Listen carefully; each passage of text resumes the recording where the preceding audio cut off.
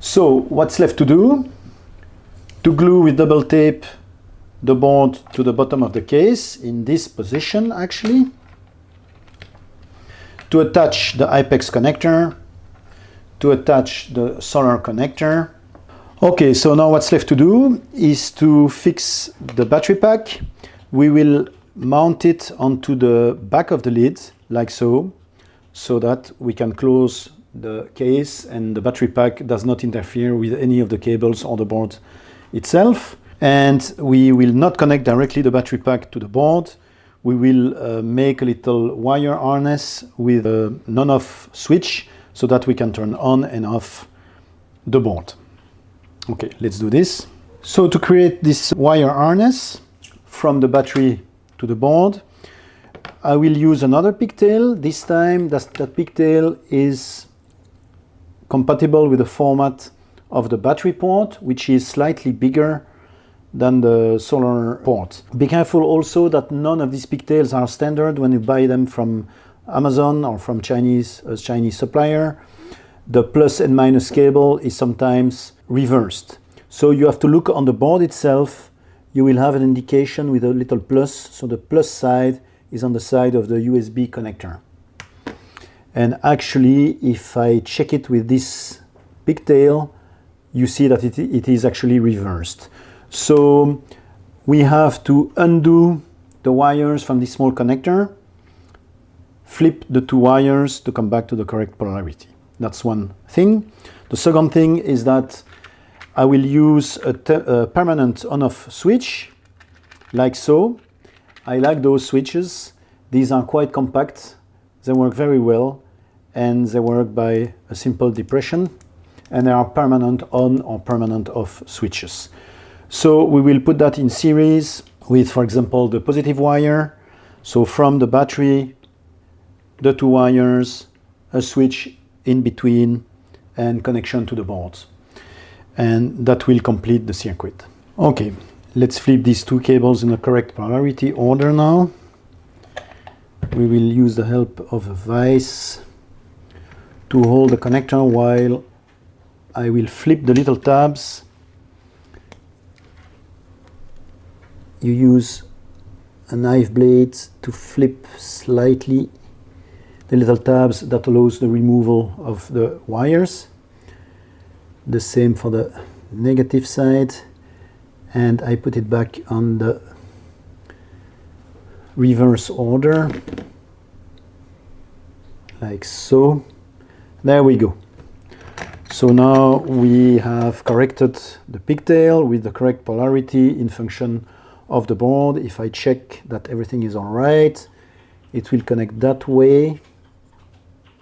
And yes, the plus is on the correct side. Now we will insert the switch, the on-off switch, within one of these two wires, for example, the plus side. Okay, so let's cut this wire in two, more or less. I will put it maybe, yeah, in the middle.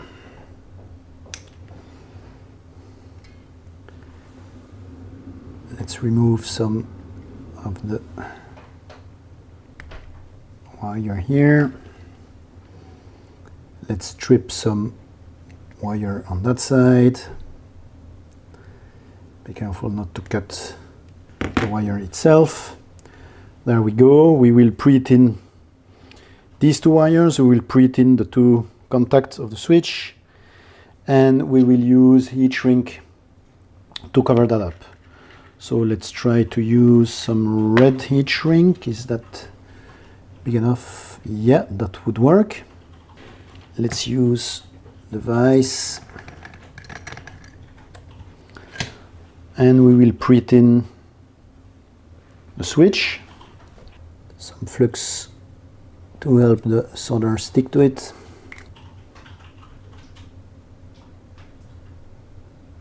Here on that side, some on that side.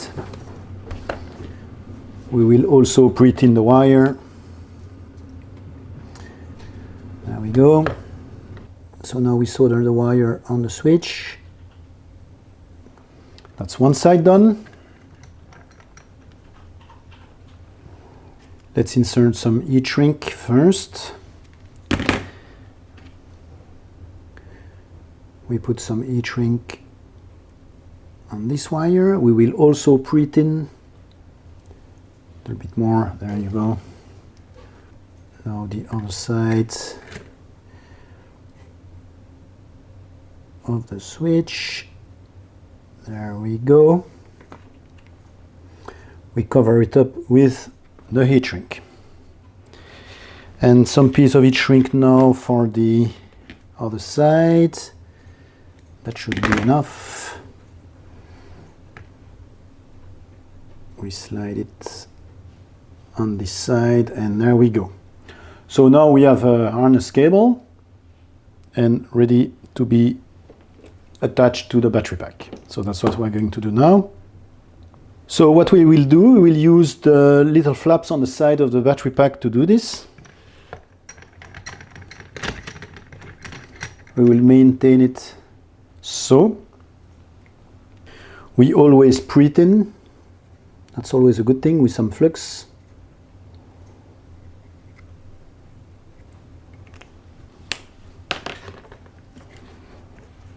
And we apply some solder, being careful not to overheat the battery, so it has to be quick enough. There, that's enough. The other side. There, that's enough also, maybe a bit more. There we go. That's good.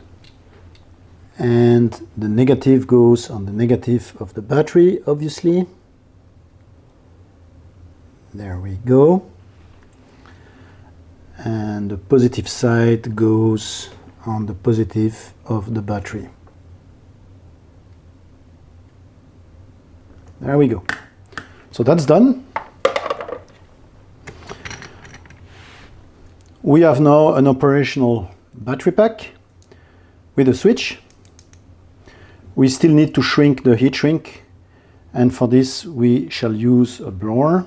So now that the heat shrink has been applied on the side of the switch, I'm going to reinforce the wire harness with some tape so that mechanically, if we pull on the wire, it's not gonna pull on the nickel straps. So there are some reinforcements.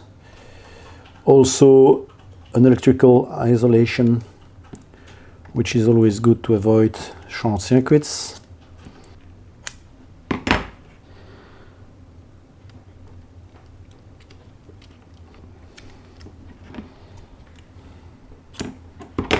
So now the battery pack is ready to be installed into the box. And as I said previously, we will fix it onto the lid. For this, we will simply use double-sided tape. So let's use maybe 2 pieces, like so. So we will fix the battery pack on the lid, like so. So there we have the lid that will come on top and will allow connection to the board. So we just have to fix the board onto the bottom of the case. For that, again, we use some double-sided tape, and the board shall be positioned like this. Okay, so I had some trouble on camera to fix that little connector, so I did it off camera. It is now attached. The SMA connector can be tightened down. I will use a wrench to do this later on. The Bluetooth antenna remains like this, not an issue. The solar connector will come in its position. There we go. Now we still need to attach the battery connector, but this will be the last thing because it is attached to the lid that will close off the box. So we will test the insertion of the USB connector. So here we can have the solar connection. And to finalize, we just need to connect the battery to it. But before that, let's be prudent and let's connect a dipole antenna, because it would be too bad to fry the board by giving power to the board without an antenna connected, because I don't know if the on-off switch is in the on or the off position. So let's plug now the battery to the board, to the battery connector. There we go. And let's try to turn the board on. There we go, the board is booting up. So it's working. We can close the lid.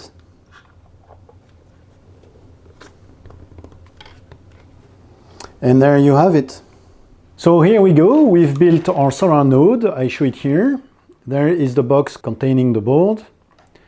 And this is ready to be installed outside on a support in a strategic location in order to extend the Meshtastic network. In the next video, we will probably make a test to check if such a relay can extend the range. In the meantime, thank you for watching and see you in the next one.